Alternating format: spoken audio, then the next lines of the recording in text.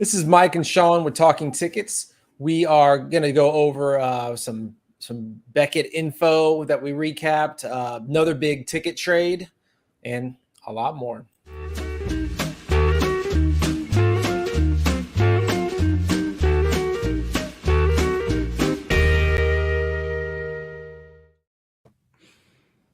Again, man, we got a nice weekly roll going. Yeah, this is what? How many in a row is this? We got a weekly streak. Yeah. Pretty soon we're going to start treating it like a job. Man, that's right. We have a designated day and time. We just need to start making money, I guess, off of it. Yeah. So what do you want to start off with? We have so much to go over this week. We do have a lot, but like you mentioned earlier, or before the show, Beckett's kind of fresh. We still have people hitting me up, probably hitting you up, hitting Steve up.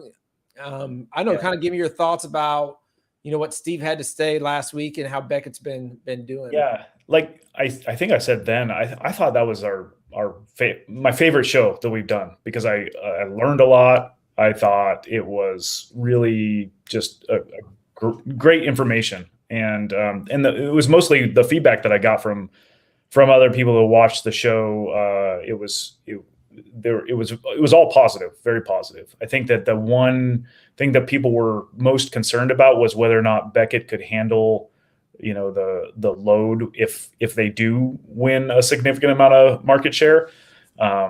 And so, that's kind of yet to be seen. But overall, I thought it was incredible. Steve, it was the first time I've had a conversation with Steve. I've messaged with him over the years, but I thought he came off as extremely knowledgeable and a workaholic. And so, I think that if anybody can do it, it's him. And I'm definitely rooting for them. The only thing for me is the only thing preventing me from just jumping in 100% is the set registry, because I do the set registry. So then it has to be a PSA to be on the set registry. Otherwise I would just start sending to Beckett. It just seems like, as a collector, why not? Yeah, I mean, I'm kind of on the same page. I've been a little surprised on how much people have just been ready to roll. Like, Beckett's on, I'm ready, I'm sending my tickets, let's go. I've heard a lot of that. I guess I don't know if it's just PSA over the years has made too many mistakes with people's tickets. I guess any massive company that does enough, grading will make some errors, but I feel like people were kind of primed for some new blood. Yeah, I thought that the transparency, communication that they are offering with Steve coming on the show, with him, posting in boogers and being responsive, and it's really refreshing. And I think that PSA will either need to change how they operate, or Beckett's going to do very well. Right. And you said you haven't sent any, or you're waiting still, or? I sent I think 15 or so last week. Wow. So yeah, it's nothing major, just a bunch of Mariner stuff that I want slabbed, but I didn't really care, what it was in. I'm holding off on the bigger stuff for now. But I could definitely see my opinion changing pretty soon. Especially with, don't you think that we've seen a lot of errors with PSA lately? Just like glaring, random stuff, and the Broncos thing we talked about with the Elway drive just doesn't sit well, and upside down tickets, and people posting about, look at this grade on this ticket, now look at this grade. You can't even tell the difference. One's an 8, but one's a 3. Well, did you see that somebody posted in boogers that they slabbed a ticket that was not authentic? How they have right, yeah, authentic and the question mark that they usually send back to you they put it in a holder. And somebody got confused and how on earth does that happen? How does that make it out? Like, just growing probably too fast. Don't have people in place that know what's going on. Just trying to get things in and out. A little, probably all the above, or one of the. Yeah. But could you imagine if that happened with a card? I mean, yeah, like And card how the porn card and all collecting those. community would react to that? Oh, Oh, they man. would post that, and you already see Yeah. weird stuff all the time that they post about cards, and anything and everything gets posted. Yeah, yeah, and share it over and over again. So, it'll be interesting to see how it plays out. I really am rooting for Beckett. Obviously, I mean, no matter what you feel about either company, or even if you're not really into either one, it's good for the competition of it, no matter what. So, Agreed. what Agreed. what else did you have any other specific takeaways from that conversation last week? No, I mean, I kind of agreed with you about them getting overwhelmed. But yeah, I mean, all good info so far, so good. And I guess it's just, let's see, a lot of great talk, and hopefully the results are, as good as things have been so far. And, I think it's a kind of hope for the best and expect the best. And if that turns out, I think Beckett could be, I don't know if they'll overtake PSA in market share for tickets, but it's not out of the question long term. I would say. I think that mistakes happen, and that's just normal. But a lot of how people will feel about it is how they handle the mistakes when they happen, because PSA is just awful at that. So Right. we'll see. Yeah. So, like I said, we'll be seen. I know we have things to touch on. I know last week we talked about a monster trade, and I actually made another monster trade for a ticket I've been trying to get forever. I don't know. You don't know about this trade, right, Shaun? Do you? No, All I right. know. So I will show you what I gave up. Let's pull up my other Good way to start. Let me share screen. Give me a sec.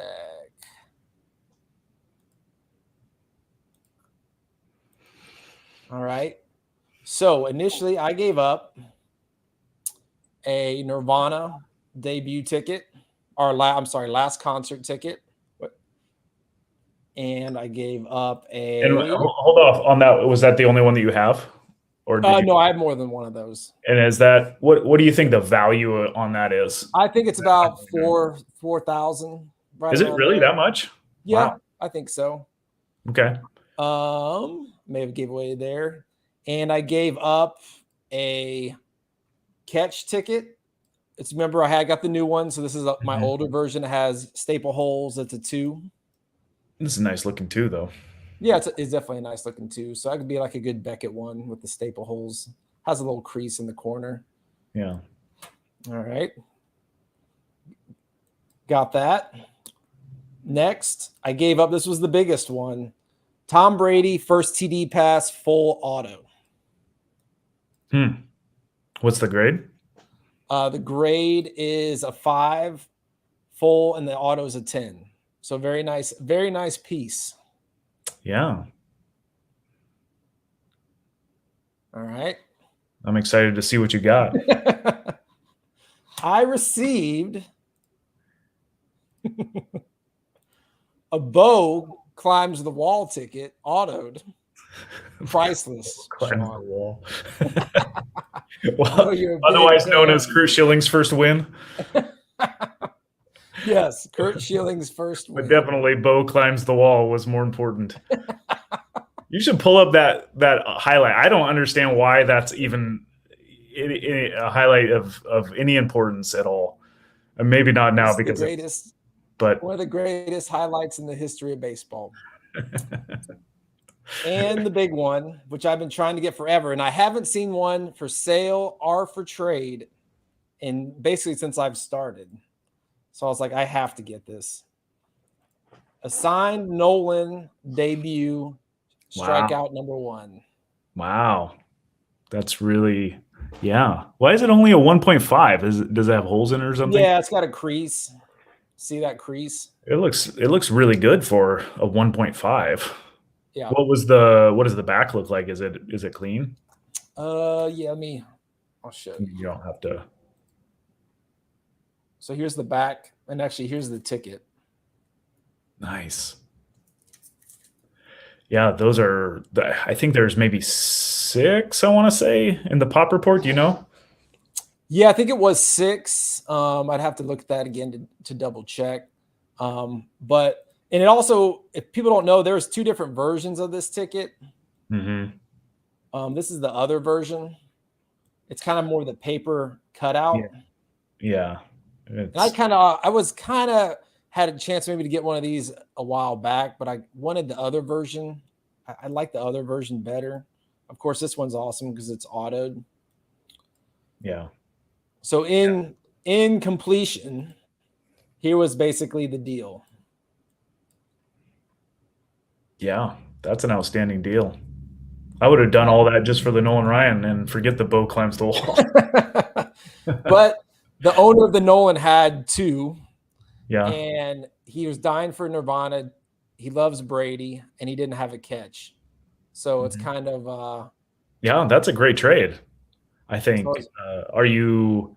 Do you think that the value was lined up pretty well? I think so. Like I valued the Nirvana at like 4 plus. This ticket's hard to tell. The Brady one, Yeah. it could be All over 6, the could place. be 9. It's tough. Yeah. And the Niners ticket, the catch is probably a $2,000 ticket. So you're talking about 12 to 15 ish. Hard to say. Yeah. And then, I mean, the Nolan, I kind of valued at around 15, 15 plus, maybe more. And the Bow, I valued around about 5K, maybe 6K. Jeez, that's a lot for a No, book. that Bow's probably like a 6 or 8, probably maybe an $800 ticket. Yeah. Yeah. I mean I like the trade, but I think that Nolan Ryan debut is one of the tougher, of players who played in our era. I know it was at the tail end of his career, but that's probably the toughest. Maybe the Ricky Henderson debut. There's a few other ones that are really tough, but that's a really good one because it's not opening day and it's kind of random. There was nothing in the game that made it significant, but at the same time, it's his first strikeout also, which is Yeah, and that was kind of the thing. I'm not like a monster debut guy, but I always wanted a Nolan. I was a Nolan fan, grew up in Dallas, so he was huge. I think the ticket's cool looking. It was autoed.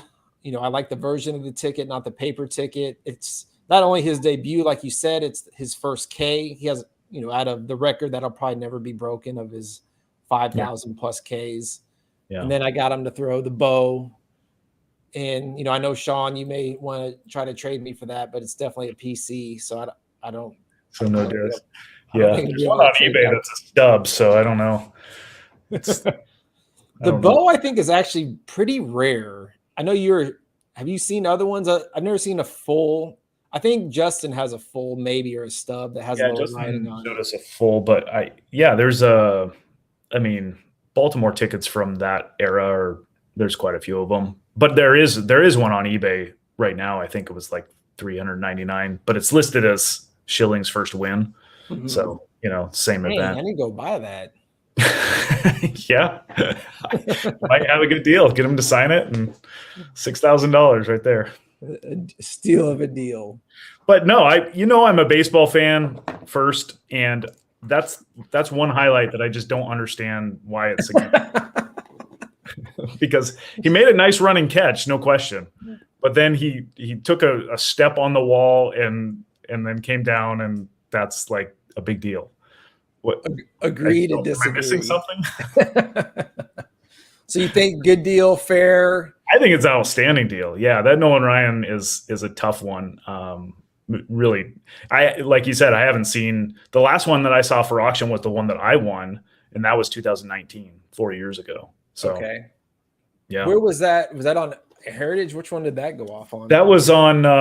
It was a big auction where they just a ton of debuts. I'm blanking on the name right now. But it was one of the secondary auction houses that it's a good auction house, but not like Heritage or one of those. Right. I just can't remember. Somebody in the chat knows, I'm sure.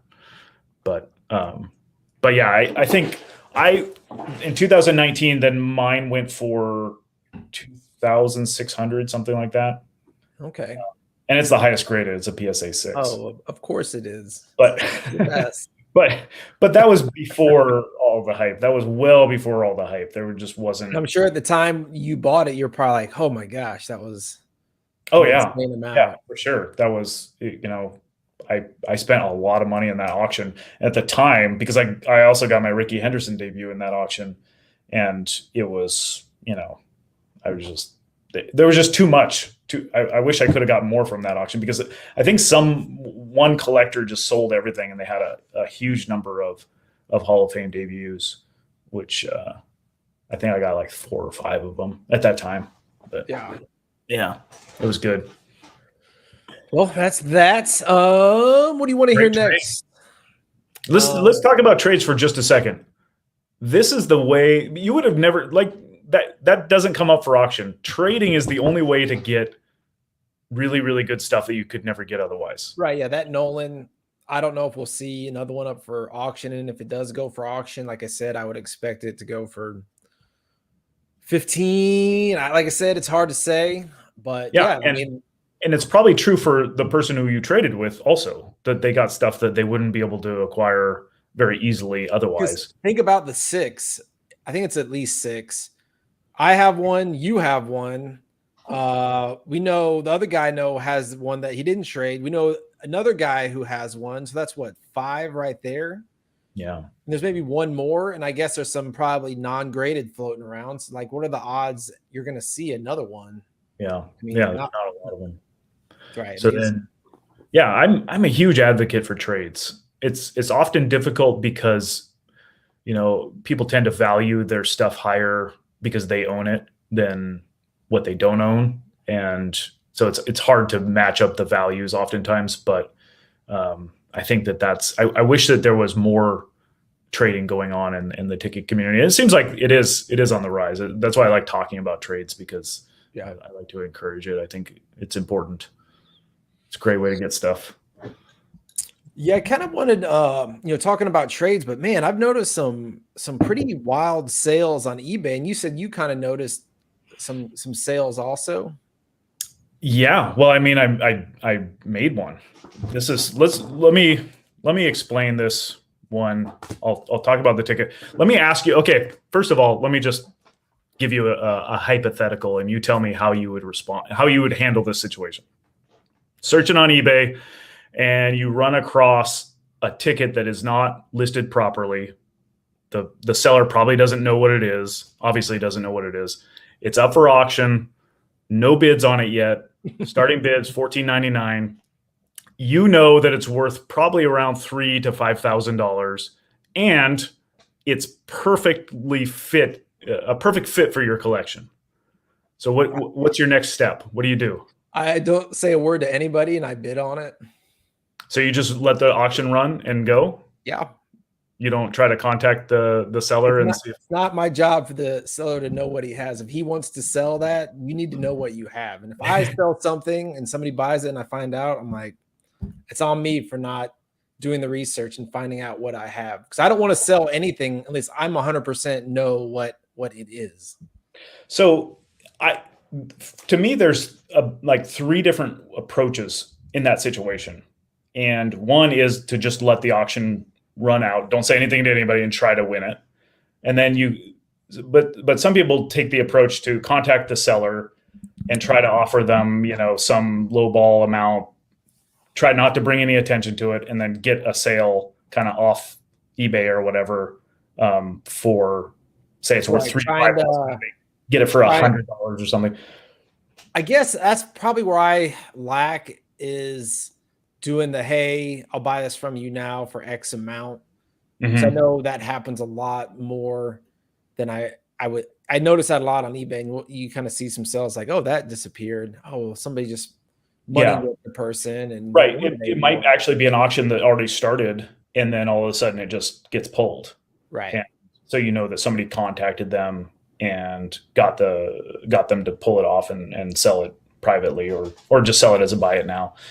But I think that so this happened to me. This exact scenario happened to me. What was the third option? Well, the third option is to contact them and let them know what they have. Right. and offer them a fair price for it, because the advantage of that would be to prevent the poachers from swooping in after the sale's done. Like you see so often where a sale's done, maybe they even sent you the tracking, you paid for it, and then all of a sudden the seller lost it and they refunded their money. And obviously somebody came in and offered them more money, and they did that instead. And so if you contact them and say, hey, you have something here that's quite valuable, let them know what it is, and then, offer them a fair price for it, hoping that you get it and not have to like bid against others and whatnot. Then maybe they'll just do it, and you don't have to worry about it. So for me, in this case, it was this ticket. And this is Whitey Ford's major league debut. And this is 1950, July 1st. Wow. How'd you find that? I just found it looking on eBay. It just happened to pop up. But like, you have like a search set, or you something you look up, or I mean, did you just randomly see it? I have a lot of searches. I can't give away my secrets. You had a search setting, and was it part of a lot, or was it a one ticket? No, it was just one ticket. And they had it listed as just the date, Yankees, July 1st. Well, it's a Red Sox ticket, but yeah, July 1st, 1950 Red Sox ticket. And so they had it listed at $14.99 starting bid, no bids yet. Right. And this is something I'll probably never see again, because there's only one other one that I'm aware of. And it's never, the last time was in that auction that I was just talking about, the last time one sold, and it was the only one that is graded. So it's something that I would probably never see again. So I'm in this position like you. Normally I would just let the auction run out and try to snipe it at the end. Right, but you want it so bad. You don't want anybody else to get it. Yeah, exactly. I don't want to have to compete with anybody, and I don't want somebody else to get in and do the contact the seller and whatnot. So I actually contacted the seller and went with number 3 and told them that this is Whitey Ford's debut, and I want to offer, a fair amount for it. I don't want to, mess around with the auction and all that. And so then he immediately just removed it from eBay and didn't respond. And then you're like, oh no, that's a big mistake. I should have done one of the other ones. But so then I messaged him again, and I was hoping, because he had really good eBay feedback, and I was hoping that, he would respond. I messaged him again, and I just said, hey, I'd like to know what you did with it. Please sell it to me. I was so nice to let you know that what it was. Right. I said, if you're going to keep it, that's, no problem. I just like peace of mind and to know what you decided to do with it. And he responded the next day and said, I made a big mistake. I had to pull it. Sorry. I need to do some research and find out what it's actually worth. And, I'll get back to you. So I, of course, already know what it's actually worth in the previous auction and everything. So I sent him that information, and it was, I think the sale was like $2,300 or something. And so I offered him $2,500 for it. And so then we went back and forth, and we were able to connect off eBay. And that's interesting, because, one, the 100% honorable thing is to tell them that and say, hey, you mislisted this, but then you run the risk of him being like, thanks, dude. Now I'm going to go price this. But you're also kind of doing it in a self-serving way, because you want the ticket and you don't want anybody else to get it. But if you just hang back and try to bid, likely somebody else knows it and could outbid you, and you may not get it, but something you really, really want. You see that. I feel like I need to just go after things more. Usually I'm just like, well, I guess maybe this will, but I don't really find things like that.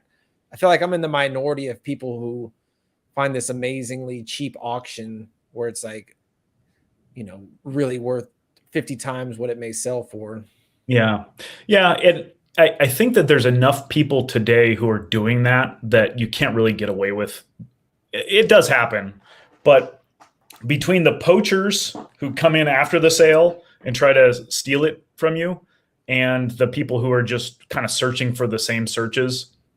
I think for the most part, it's tough to get those really good deals. And that's what I would worry about when it comes to something that I absolutely have to have, right? Versus something that I think is a really good deal and I wouldn't mind having it. In that case, then I would probably just try to ride out the auction and win it at the end. What so what's the pop? It's not. Is it 101 graded or is it? There's one graded, yeah. And so this is the second one, and the one graded was sold at that auction. I don't remember. I can't think of the name of the auction, but it was sold in 2019. So when you contacted the guy, was it like a full 7 days left, or were we time ticking? Yeah, it just posted. He had just put it on eBay, and so I contacted him because there would have been a bid right away on it. Right. Usually that's what people try to do, is they try to get the bids in to prevent the seller from pulling it, because I don't know how eBay works, but I think you're not supposed to pull auctions after there's bids on it or something. Yeah, I think it is a major pain, or they try to make you sell it to the most recent bidder. Yeah. So since there was no bids, then it's no problem to pull it.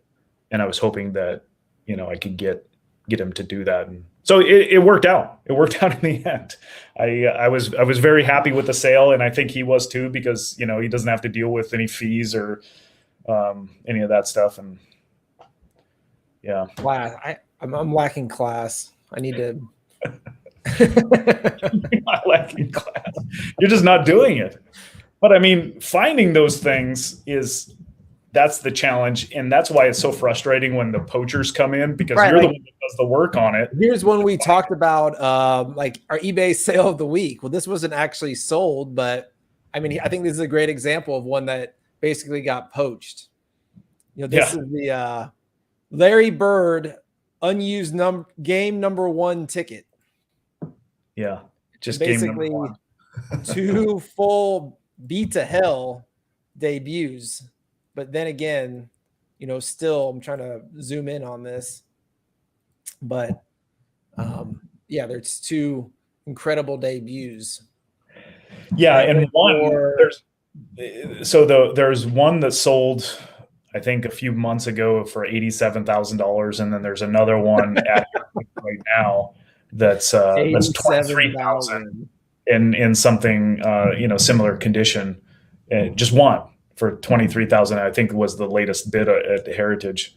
So this is a really weird one, and I'd really love to know what actually happened, whether the person pulled it and sold it to somebody, whether they were. Hey, it was sold by Buzz Cuts Lawn Care with 35 feedback. You don't think he's a big time ticket collector and seller? So if in that situation, if you see that and you contact Buzz Cuts and you say, "Hey, I'll give you $100 for them," do you think that they would do it? And if they did it, don't you think that somebody else would come along seeing that sale? Right. That's the game. Like, somebody probably came along and be like, "Dude, I'll give you $1,500 for these right now." And the dude's like, "Holy hell, $1,500 sold." Yeah. And then, but then at the same time, wouldn't they say $1,500? What do I have here? And then try to do more research. And then he may get a message an hour later from somebody else going, "Dude, did you sell those? I'll give you twice whatever somebody paid. I'll give you, $5,000." And the guy's like, "Man, I'm not selling to this guy now. I can get $5,000." Yeah. And then the game goes on until the dude what Buzz Cuts decides what he wants to do. Buzz Cuts finally decides just to send him to Heritage. Yeah, eBay is just it's a whole bizarre world in and of itself, and you hear these stories all the time, just like those Bo Jacksons that we were talking about a couple of weeks ago. I guess the seller or the buyer had already paid and got shipping information, and then got a refund, and the seller actually decided that they lost them. Yeah, so obviously somebody swooped in. Justin said the seller says he knew what he had, and the one that's at auction right now at $25K is his also. Didn't make a lot of sense to me. Yeah, that doesn't. Oh, so Justin contacted the seller. Justin's like, I'll give you 10 times. Yeah. What do you want? So Justin's that guy. Yeah. Yeah. It's kind of weird that, like, why would you even do that? Yeah. He was on it. Justin was on the case. Good information, Justin. Thanks. But yeah, it seems like we're hearing these eBay stories quite a bit lately. That either people getting poached their sales or getting great deals. It's happening. Seems like it's happening quite a bit. Well, yeah, we're talking about eBay and all the stuff, man. I was kind of blown away the stuff I saw just looking today. A freaking Dwight Clark, Joe Montana dual sign catch. I was like, wow, that's Wow. pretty Yeah, awesome. those are tough. For sure, both of them. It's pretty beat up, but it's got them both. Dwight, Clark is dead, and you're not getting his autograph anytime soon. I know it went for 10. I think 10K is what it said on the best offer when I went on 130 point. Yeah, it's one site 130 yeah, point. those are tough. Those are tough because of the Dwight Clark, situation. So, I don't know how many of those there are. How many? Other ones that this was pretty dang cool. Wilt and Chamberlain and Bill Walton's first meeting. I was like, wow, that's pretty dang cool. I think it went for around 7,500 ish. Yeah.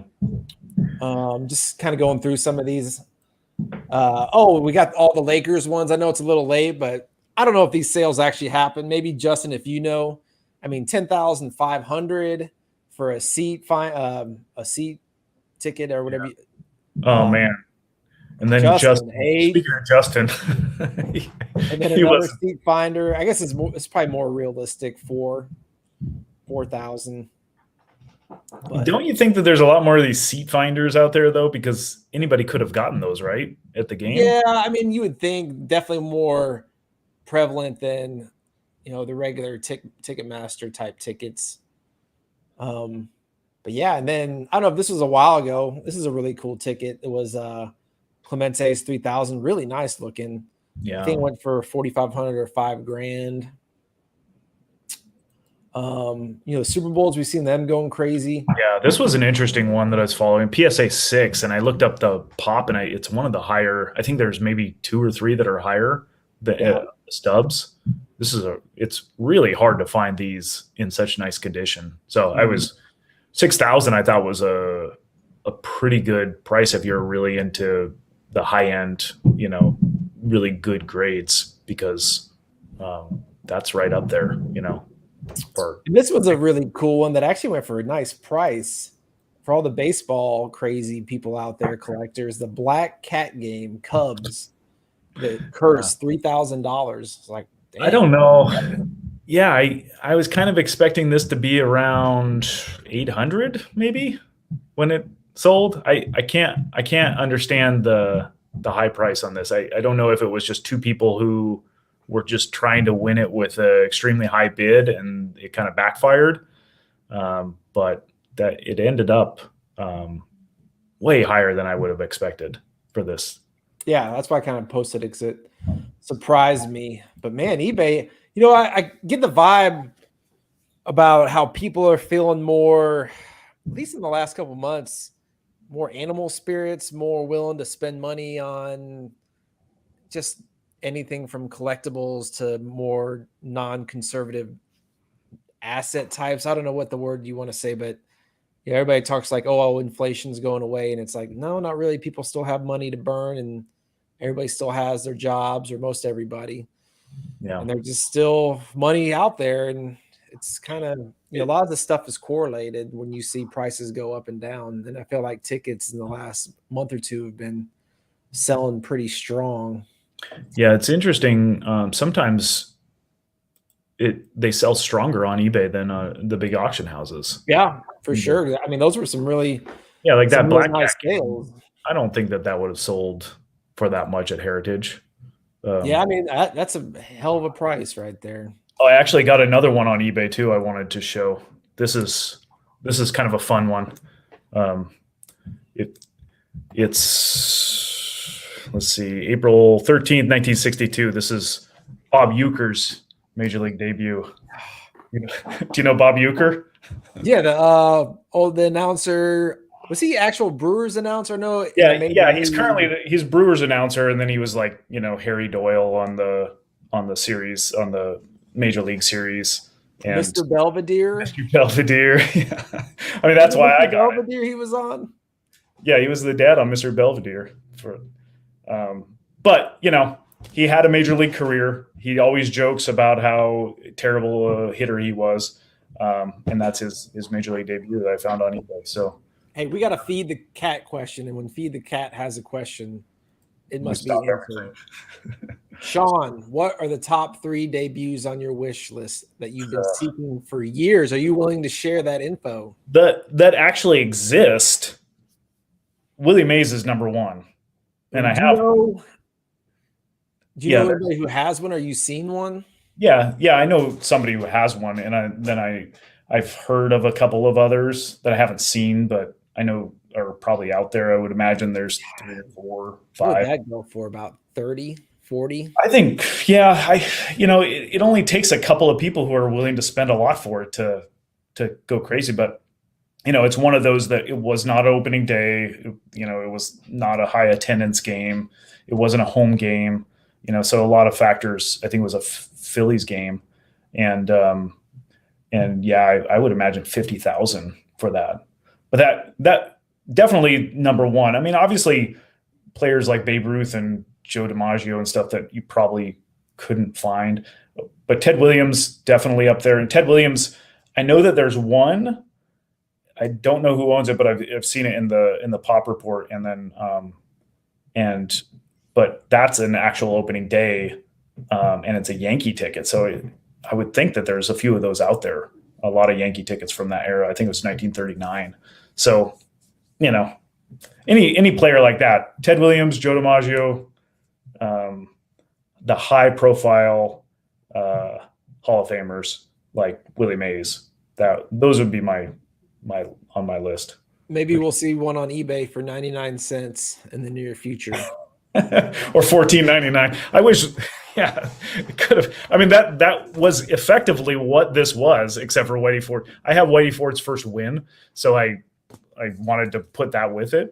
But it's sort of that same thing. You never know when somebody's going to post just an incredible. I remember it was probably 3 or 4 years ago. Somebody randomly posted the Johnny Vandermeer's second no-hitter, which is the light bulb ticket. It's like a die-cut light bulb ticket, and it's one of the most highly sought-after tickets for vintage baseball collectors. And they posted it on eBay, and they listed it as, just a Dodgers ticket from whatever year. And they didn't, because the year's not on there, but you have to know what it looks like. And it was just a random ticket. And this is an extremely rare ticket that everybody looks for. And I think it went for $5,000. So I bid on it, and there must have been other people who knew what it was, but it's that sort of thing. Every once in a while that'll pop up on eBay, and it's like, crazy. And you see it, like, we go over these kinds of sales. Yeah. I mean, and we've only been doing this for about the last month, and we've been finding stuff like crazy. Yeah. It's out there. You just have to be willing to spend a lot of time looking for it. So other than eBay, Heritage has a bunch of stuff. We'll kind of go through it quickly, but it actually ends, I believe today's Wednesday, Saturday night. Let me pull it up. I thought I already had it. So basically, there's some big daddies, some cool tickets. If we go down the list here and take a look at some of them, you have a Roger Maris autograph, 61st home run. It says trimmed. I know, Shaun, you said there wasn't anything that really caught your eye that you're going after, so you haven't looked at it too closely. Is that right? Yeah, there's a lot of, I'm following a lot of the sales just because I'm curious what they end up at. But yeah, there's another one of those. So this seller has 3 of those. Those 4? I don't know. I mean, Justin could chime in on that, but that's, yeah. That really changes the market if there's that many of them out there. I mean, look at that. It's taped to hell. It's at 24th. I mean, this kind of surprises me. 23,000 when I guess the other one, I don't know. This early in the game, I'm just surprised it's that much, to be honest. Yeah. Another Wilt, You know, these have been popping. This is a pretty nice one. It's got a crease. Curious to see where this goes. You know, if this goes for like 35 plus, I'll be like, wow, people are really back into Yeah. spending I like big the money. versions of the tear when there's a little bit left of the other side of the ticket like this, because you never Mhm. see that, and is just a tiny little bit, but I I think that it adds to it more than the Yeah, grade to me. it's something for sure. Um, Look at this stupid thing on here. I don't know. Okay, I think this is like goofy honey thing. Get this the heck out of here. Oh, You that's know, these pretty. like free ones, so annoying. Hey, you got to Um, delete that stuff. this is a really cool one. You know, Bird and Magic sign a lot, but this is a dual sign full. I'm really curious to see where this goes. I mean, this is pretty top notch. It's a 4. I know it's not really your thing, but that's a ticket I love. And it's dual. It's like, dang. Don't you have one of these? Yeah, but it's not Or a is full. It's a stub. I really like mine. I'm sure I won't be bidding on it, but it's kind of one of the nicest, I feel like, college basketball tickets. that's Maybe the as good as best it one you could gets? get. Yeah, Dual signed in. Jordan NCAA debut. I'm kind of curious. It's already up to 60K. Holy hell! Yeah, that's, I think even the stub of that went for some insane amount not too long Wow, ago. And this is a full. 60,000. It's the only full I've ever seen. I know, it just surprises me. I just kind of don't put a lot of stock in NCAA debuts, but man, it's Jordan, and Yeah, Jordan. somebody is. Yeah. Another called shot, another shot heard around the world. We've seen these kind of, curious to see if it kind of keeps holding up. Another Texas Western, first all 5 black starters. And a Jordan, I'm curious to see what this does. A Ticketron debut. It's a 3. What's it at now? 6, 7? 57. Yeah, Jordan what do you Stadium debut, current bid 30,000. I mean, there's some. I'm surprised by some of this stuff. Look at this one, Super Bowl 3 full yellow version. I don't follow this too much. Already at 24,000. Yeah, that seems really high. I mean, we're getting some big time bids, and it's not even, the day of. It's pretty close. So when does it end? In Saturday. Yeah. But other cool ones like LT debut and another immaculate. And then there's a bunch of Babe Ruth home runs. Justin. He's not going to like us talking about these. A couple another Willie Mays catch. So let me see if there's anything else that really stuck out. Shaun, get your wallet open. Griffey, Edgar, the double. Yeah, that's not really my thing. I think that having both of them on there kind of makes it a little busy with the autographs. Yeah, it's a lot. I actually have one, and I kind of liked how they did it. When you get all that writing, like you want to add the double after you got their autos, I mean, it gets kind of ridiculous.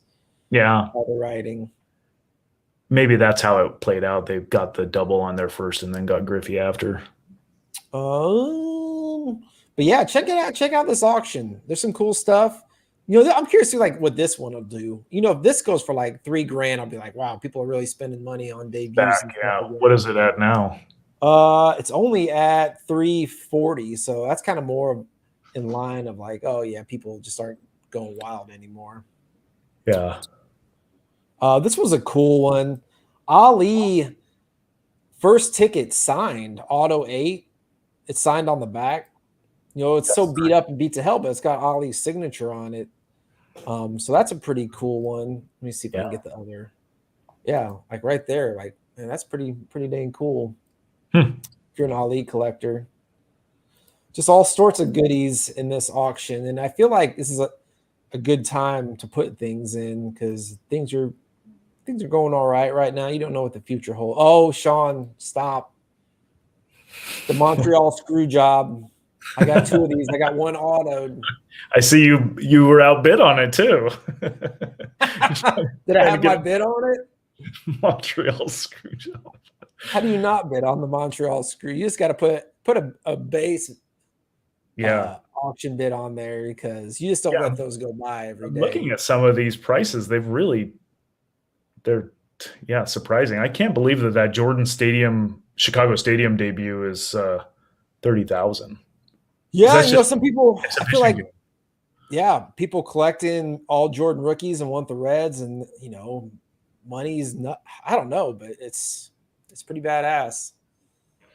Yeah, the Tommy Lasorda debut is $2,000. That's crazy. Tommy Lasorda. I have a Tommy Lasorda debut, so that's not me bidding on that, but that's. I'm sure it's probably a 9 or an 8. I'm guessing. No, I don't know what the grade is actually. So yeah, check out that auction, everybody. I'm curious to see what some of this stuff goes for. But dang. Interesting. Very, very, very interesting. Next, I don't know if you saw this. I want to play this video. And the answer says the Jordan Chicago Stadium debut has to be shill bidding. Maybe, maybe not. Yeah, it's crazy. So this is a cool story. Dallas Braden's, he kind of tell the story. He's a former pitcher for the A's. And I'll just kind of play the video and let you guys watch it and kind of talk about it. It's pretty cool. So let me get it going. And let me know if you don't hear the audio for some reason.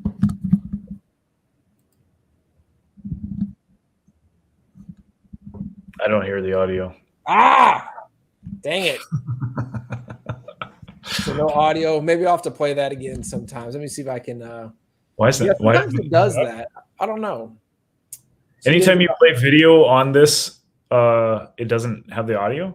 No, sometimes it does. Let me see if I can get the screen going again. Share tab audio. Let's try it again. One more time. Let's go. Let's do this. All right. Let me know if you hear it. All right. And got it. Upon viewing it, I said, sorry, man, that card's not going home with you. It's coming home with me. And I told him the story I'm going to tell you. And at the end of it, he said, this is your card. This ain't my card. I was fortunate enough to make my major league debut in 2007 in Baltimore, Camden Yards, a beautiful, beautiful ballpark. My grandmother was there that day, fortunate enough to have her in the ballpark. The seat next to her was unoccupied. We kept the memorabilia from that day, and my grandmother's ticket is in section 31, row C, seat 3.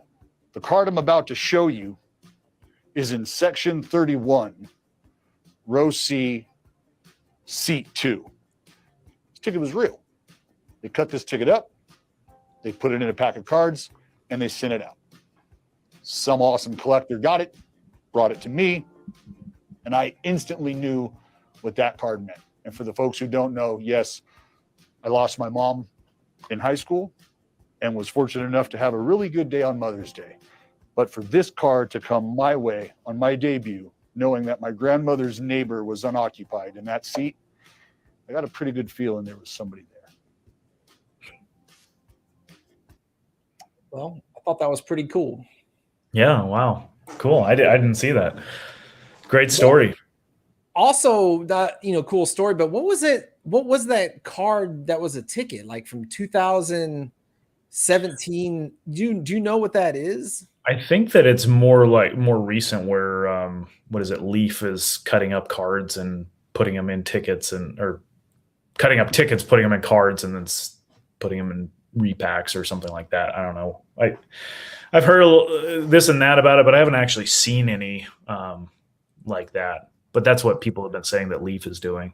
But this was an older version. Let me see if I can find it. There it is. So let me show it to you. 2000, if you can see that, 2007 Topps 52 Diamond Debut Ticks. Like what? Like I never even heard of that, seen that, or anything. I've never heard of that either. Interesting. So it wasn't Leaf's idea to start doing that. It's already been done. Yeah, very, very, between the story and that, I was like, what's going on? That's a crazy story, but also what Diamond Debut Ticks from 2007? Yeah. Well, I think that story brings up a really important point, and that is the importance of tickets, having physical tickets at games, even as digital starts to take over, because there's, everybody has a situation like that where they want to keep something specific. And in that case, specific to the actual seat. Just like you would want to if your kid went to the game, his first major league game, or whatever special event was, your birthday or whatever. I really think that it's important that major league teams somehow develop a way to preserve it in a ticket form, physical, that's individualized to the seats. And that's a good reason for that story, I think. Yeah. Before I jump into that, Scott said, was that a real ticket? Because there used to be a company that replicated debut tickets as baseball cards, but they weren't the actual tickets, if that makes sense. It was a replica, maybe. If so, that wouldn't make the story as cool, but yeah. We'll need to find that ticket. So I did a video with a guy today from the Ticket Time Machine, and it was called The Wolf Den. It's actually on YouTube. It's right here, The Wolf Den. Oh, wait, let me move this thing around and pull up. I gotta pull this up again, but let me pull it. Share screen. I'm getting back on it. Entire screen. Share. All right, there we go. The Wolf Den on YouTube. Ticket Time Machine. The guy creates tickets, and you can watch it. Let me post the link. I did a short URL, but you can find it on YouTube if you search it. But we got, long story short, about part of what we talked about, and one thing that we mentioned was that, okay, I went to that Luka 60-point game, right? And I really wanted a ticket. The 60-point, 20 rebound, 10 plus assist, all that crazy comeback. Super awesome game for a Mavs season ticket holder. And we were talking, I was like, teams should have one or two ways, but I know the way they'd want to do it. It'd be one way, if you go to a game, you would have the ability to bring your barcode to the box office after the game, or a designated location. They would print you off a ticket. I don't know if they would do that, but this is the one I thought would make more sense. Why would they not? They all want you to use the app these days, right? Everybody use your app, get the ticket, use the app. Why wouldn't they have what would look like a ticket, or like the picture on the ticket, be on your phone, right? Kind of give you an idea of what a printout would look like. And then during the game, they would promote it and say, hey, if you would like a printed hard ticket to this game, go into your app, click a few buttons, and pay whatever the amount would be, $5 or $10 a ticket. You can only get the ticket if you are at the game, and we'll send you a ticket in the mail with your section, row, and seat number and a cool version of the ticket. Yeah. I mean, it would make sense, say 1% of 70,000 people at a football game did it. Well, that would be 700 tickets. You charge them 10 whatever bucks. That's $7,000. You're talking about hundreds and hundreds and hundreds of games and thousands of sporting events. And it's all done through the app, which they would want to do. Right. And they don't deal with it. It just goes straight to a third-party ticket printer, and then they would send the tickets out. The team basically wipes their hands of it. Collectors would like it because you can only get it if you're at the game. You just can't go online and be like, oh, cool, I want a ticket to that game. No, you have to do it on your app within 24 hours or something like that. Right. And all the info, it's all almost automated. You click a few buttons. Yeah, so it's not as cool as a ticket you use to get in the game, but it's the best alternative, right? Yeah. In reality, that's going to be the only option. And you'd be lucky to have that option, as long as it's individualized to the seat, and only one can be printed to that seat. You know what I mean? Like, you couldn't print 10 of that same seat. No, it's one ticket. Has to be through your app. You can't get, like you said, and it's like, if they had those parameters and they could enforce it, and then just have it sent to, Ticket Time Machine or whatever third-party company that prints them and sends them to you, and they get part of the cut. Why not? Like who? I mean, who would not? I mean, there's no reason. Everybody's making money. It's easy on the team. It's automated. The third party's doing the work, and the team's getting a cut for basically just promoting it during the game on the jumbotron. Yeah, yeah. If they did it the right way, it would work. But it would have to be, there'd have to be pretty strict rules on it. And I don't know that teams are in tune with the collecting community such that Right. they would adopt those parameters because they don't really care or they just don't get it. The Seahawks tried to do something like that, except for it was like a ticket that you filled out your information on and then you printed it at home. And it's just like, why are you even wasting time with that garbage? But then, the I guess the true, the hardcores would say, like 23 Annex, that takes all the history out of the ticket. The historic nature of Ticket Sub is it was in the arena, our stadium, which is true. But I guess if it was done this way, that's true, but that's not necessarily true for a lot of the more modern tickets that were, scanned anyway. But people still accept those as having been there, right? Right. So, because I guess with the ones with the hard tickets, the new modern ones, like it could have been used to go in the game, but highly unlikely. The ones that probably not, yeah, especially if it's in perfect condition. But and it's a good point. It does take part of the appeal away from it, but it leaves enough to still be a collectible, I guess. Right. And for people who are into this sort of thing to kind of continue collecting more modern stuff instead of just vintage. So, and I mean, I would prefer if they would print it at the stadium, but I don't think they're not going to go through their guys to sit there and then have a long line. But think of that LeBron game. I mean, what percent of the people would have done that on their app? Yeah. 90%. Oh, yeah. Yeah. And they charge $50 because they know it's a minimum worth that. And they just made, what is that? 90 times, oh my God, 9,000 times 50.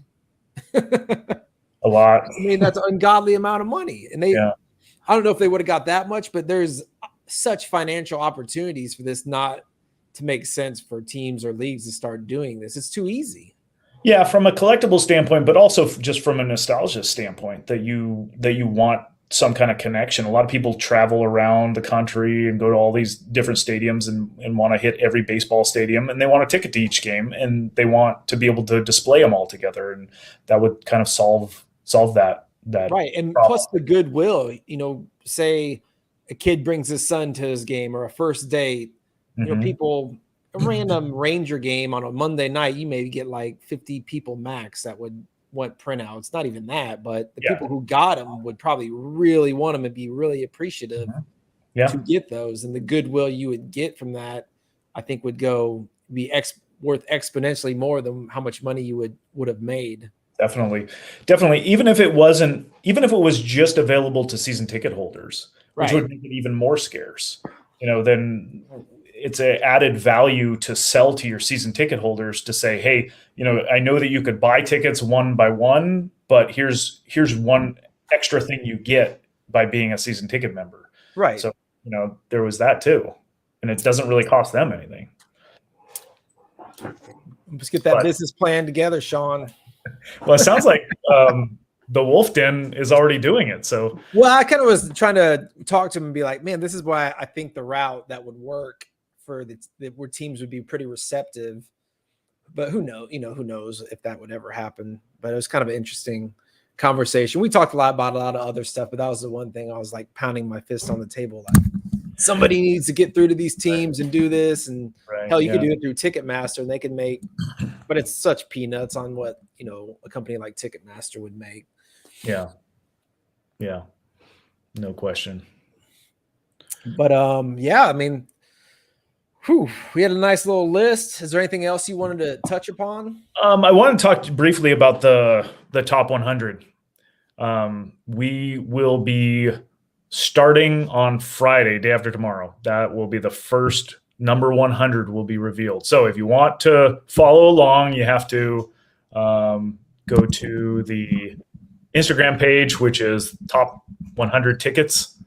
I don't know if you can type that in real quick for people. Just at Top 100 Tickets. Yeah. And just start following that. We'll post it in other places too. So it's not, hopefully you'll see it somewhere if you do. And that's on Instagram. Mm-hmm.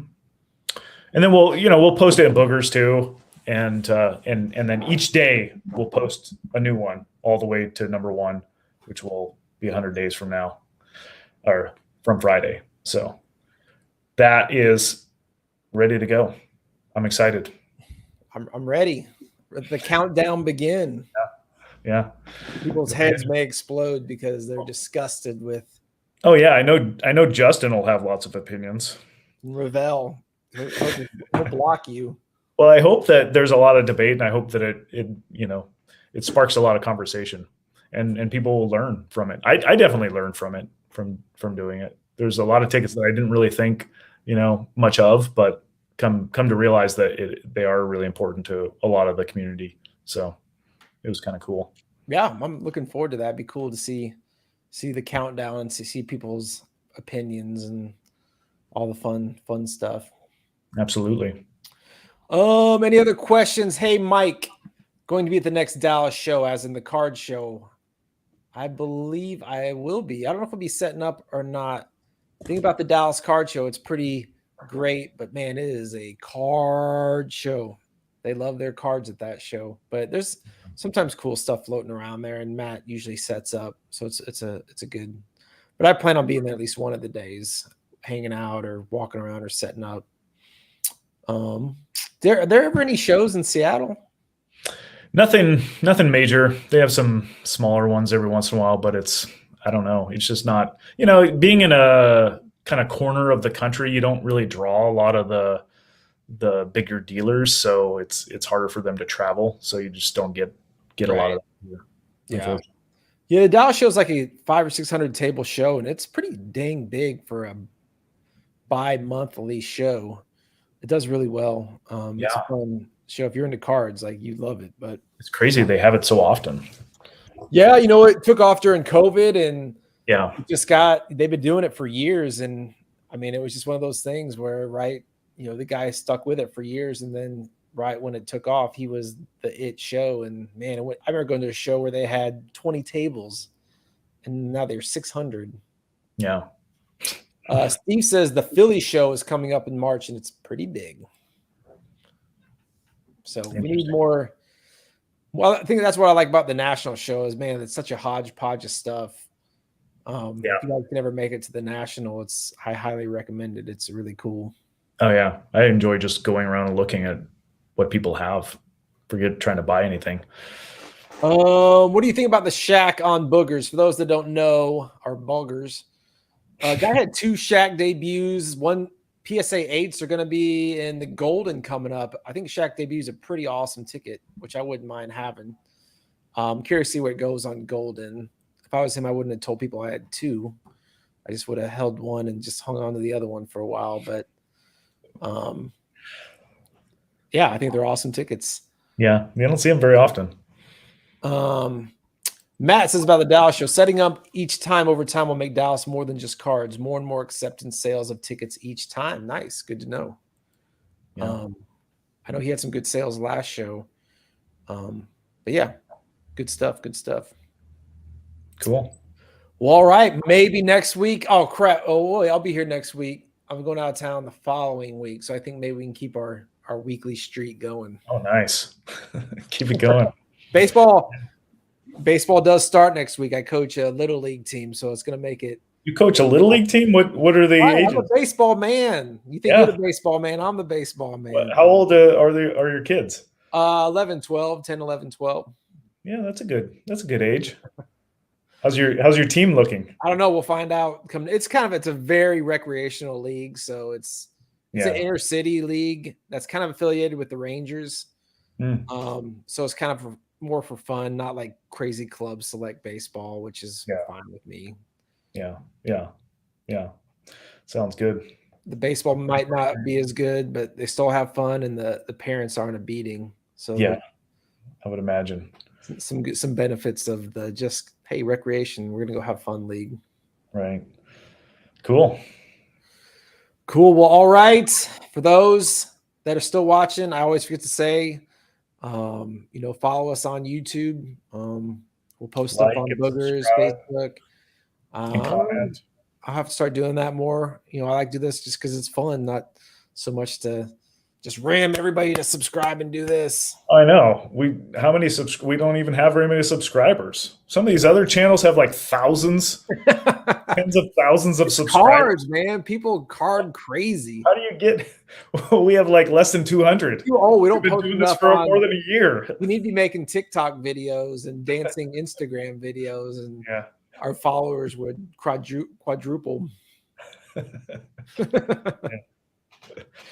All right. Cool. All right. Good show. All right. Next week. See you then. Talk to you later. Later.